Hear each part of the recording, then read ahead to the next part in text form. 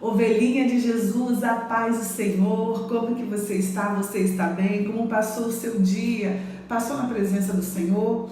Que Deus te abençoe e que neste momento o Senhor possa falar em seu coração. Então, abra aí um espacinho, receba a palavra com alegria e vamos orar agora, pedindo para que o Espírito Santo de Deus visite aí o seu lar, visite a sua casa, amém?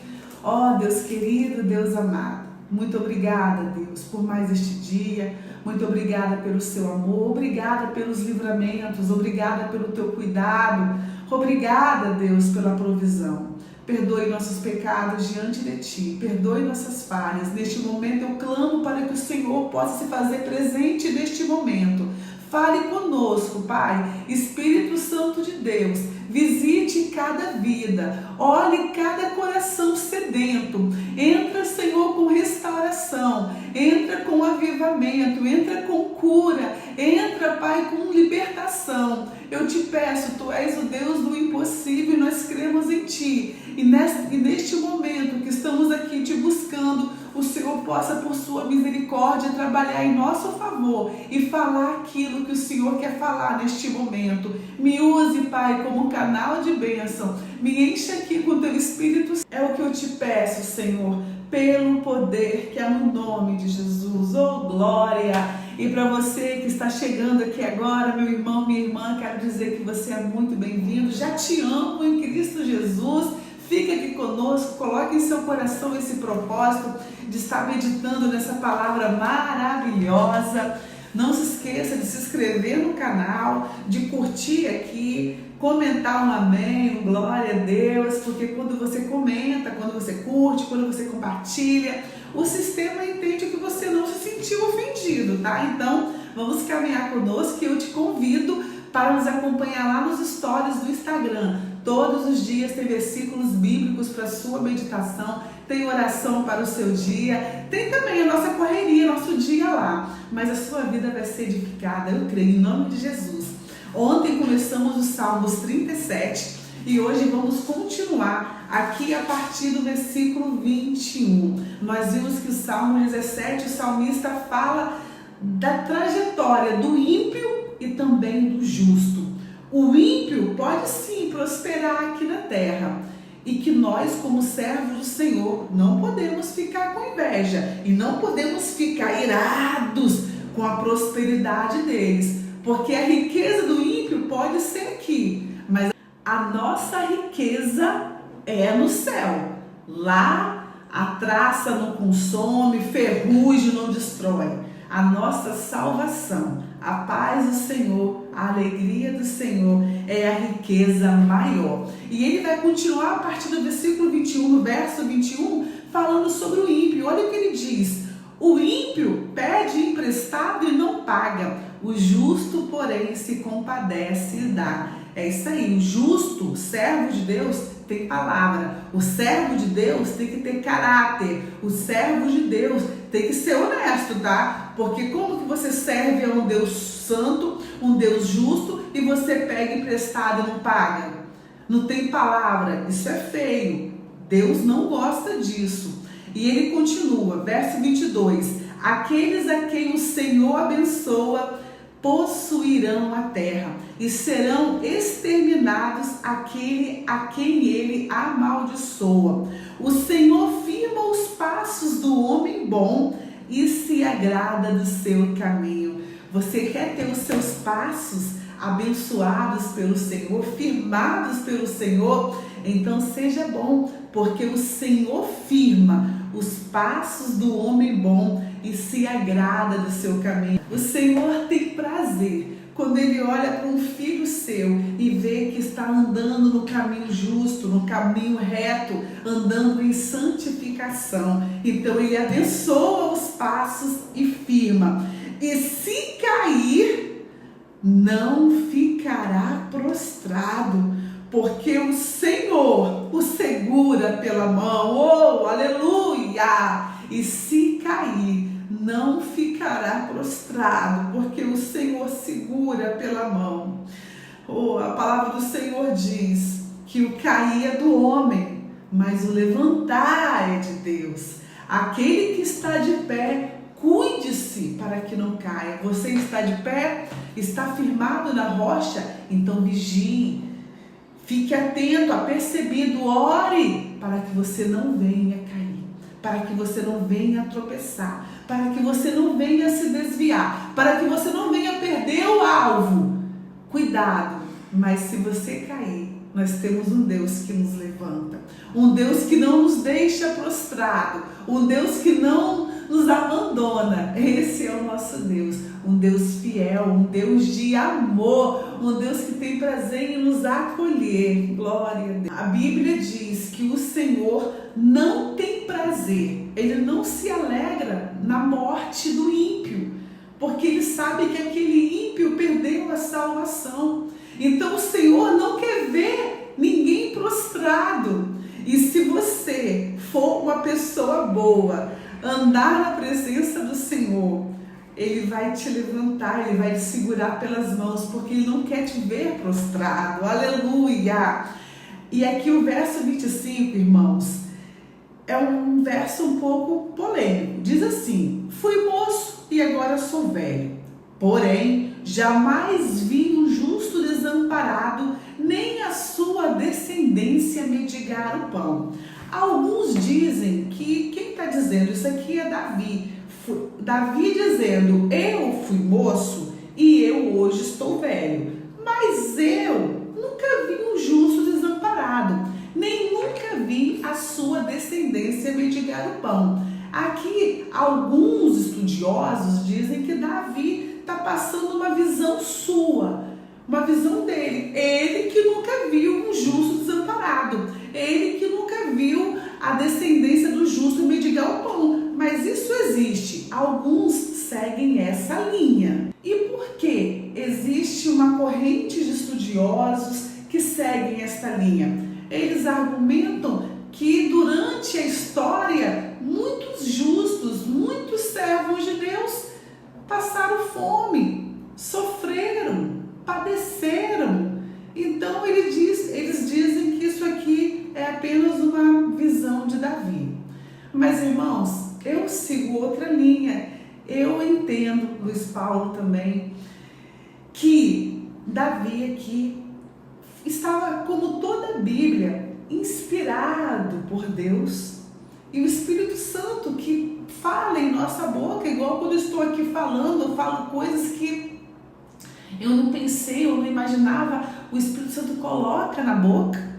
Mesma coisa que o servo do Senhor. Então, quando ele diz que nunca vi um justo desamparado, irmãos, eu creio sim que o justo, o servo do Senhor, não é desamparado. Que Deus não desampara os seus. O que é desamparado? É abandonado. Deus não abandona. Isso não foi apenas uma experiência de Davi. É uma experiência de qualquer servo de Deus. Eu creio assim que o nosso Deus não é um Deus que abandona o justo, o servo dele. Eu já disse aqui várias vezes que o nosso Deus tem compromisso com aqueles que têm compromisso com Ele. Ele é tão justo, Ele é tão fiel, Ele não abandona, Ele é um Pai, Ele é um Deus de amor. Mas é claro, tem situações em que um cristão, em que o servo dele pode sim ser perseguido, pode sim passar na prova, pode sim passar no deserto, mas tudo é propósito. Os discípulos mesmo não morreram a fio da espada. Quantos servos do Senhor não foram jogados na cova dos leões e morreram, foram degolados? Quantos? Mas foi o propósito do Senhor. Isso não quer dizer que o Senhor desamparou. Jesus não morreu na cruz, mas Deus não desamparou Jesus. Não. Jesus não ficou desamparado naquela cruz. Então, eu creio, irmãos, que o nosso Deus não desampara. Ai de nós, se eu falar aqui que apenas foi uma visão, uma opinião de Davi, uma experiência dele dizendo que eu só, não sei se já aconteceu, não. Realmente Deus é fiel. Então o salmista continua dizendo: e nunca vi a sua descendência mendigar o pão. Aí as pessoas que seguem aquela corrente diz: mas muitos servos do Senhor passaram fome. Irmãos, mendigar o pão é tão forte, sabe? Mendigar o pão. Eu creio em um Deus de providência. Jeová Jirê, aquele que provê. Se o irmão aí, uma irmã aí tiver uma opinião diferente sobre isso, né? Eu creio que em algum momento da vida, por um período, Deus pode provar aquela pessoa, passar por algum tipo de necessidade. Ah, mas a tempestade passa, não fica para sempre. Ele não vai mendigar o pão para sempre. Ele pode passar por um período de luta, por um período de necessidade, mas logo o Senhor vai tirar essa pessoa dessa prova. Não vai ser para sempre. A prova passa, a luta passa. E isso não significa que o nosso Deus não é provedor, porque Ele é provedor, Ele que provê tudo pra gente. Ai de mim, ai de nós, se o Senhor não provesse as nossas necessidades. Eu me lembrei agora de uma palavra que Jesus disse lá em Mateus capítulo 6, versículo 25, que diz: não andeis ansiosos, cuidadosos quanto à vossa vida, pelo que haveis de comer ou pelo que haveis de beber, nem quanto ao vosso corpo, pelo que haveis de vestir. Não é a vida mais do que o mantimento, e o corpo mais do que a vestimenta? Olhai para as aves dos céus, que não semeiam, nem cegam, nem ajuntam em celeiros, e vosso Pai Celestial as alimenta. Não tendes vós muito mais valor do que elas? E qual de vós poderá com todos os seus cuidados acrescentar um côvado à sua altura? E quanto ao vestuário, por que andais solícitos, preocupados? Olhai para o lírio dos campos, como eles crescem, não trabalham, nem fiam. E eu vos digo que nem mesmo Salomão, em toda a sua glória, se vestiu como qualquer deles. Pois, se Deus assim veste a erva do campo, que hoje existe, e amanhã é lançada no forno, não vos vestirá muito mais a vós, homens de pequena fé? E ele continua dizendo aqui no verso 31, não andeis inquietos, dizendo, o que comeremos, ou o que beberemos, ou com que nos vestiremos? Porque todas essas coisas os gentios procuram. De certo, vosso Pai Celestial bem sabe que necessitais. Ele sabe o que você necessita. Mas buscai primeiro o reino de Deus e a sua justiça, e todas essas coisas vos serão acrescentadas. Olha, Ele sabe tudo que nós precisamos. E não vos inquieteis, pois pelo dia de amanhã. Então, se Deus sabe o que a gente necessita, Ele está dizendo aqui, ó, que até os lírios dos campos se vestem, até as aves do céu, Ele cuida. E Ele vai deixar o justo mendigar? Mendigar, irmãos. Eu estou falando mendigar, passar uma necessidade, um aperto. Mas mendigar, irmãos, eu não creio. Pode ter provas, pode ter situações difíceis, momentos difíceis, mas viver uma vida mendigando, não creio. Outra passagem aqui em Mateus, Jesus dizendo, pedi e dar-se-vos-á, buscai e encontrareis, bati e abrir-se-vos-á. Porque aquele que pede, recebe, e o que busca, encontra, e o que bate, se abre. E qual dentre vós é o homem que, pedindo-lhe pão, o seu filho, lhe dará uma pedra? Se vós, pois, sendo maus, sabeis dar boas coisas aos vossos filhos, quanto mais vosso Pai que está nos céus dará bens aos que lhe pedirem. Tá vendo? Se nós, seres humanos, somos falhos, pecadores, somos maus. A gente sabe dar coisas boas aos nossos filhos. Se ele pedir pão, eu vou dar uma pedra? Quanto mais Deus se compadece de nós, meus irmãos. Então eu creio, eu tenho fé, eu acredito que o nosso Deus provedor, Jeová Jireh, ele cuida de tudo pra gente. Quando você entrega o teu caminho ao Senhor, não é que nós estamos vendo aqui? Confia nele e ele tudo fará, tudo fará.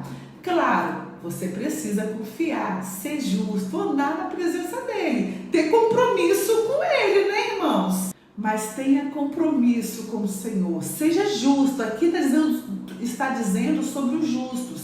Seja fiel ao Senhor, ande na presença dele. Deus tem compromisso com aqueles que têm compromisso com eles, tá? Com ele. E o verso continua, 26, é sempre compassivo e empresta, e a sua descendência será uma bênção. Afasta-se do mal e pratique o bem, e a sua morada será perpétua lá no céu. Afaste do mal, se afaste da maldade, mas pratique o bem, viva o bem. Pois o Senhor ama a justiça e não desampara os seus santos. Serão preservados para sempre, mas a descendência dos ímpios será exterminada.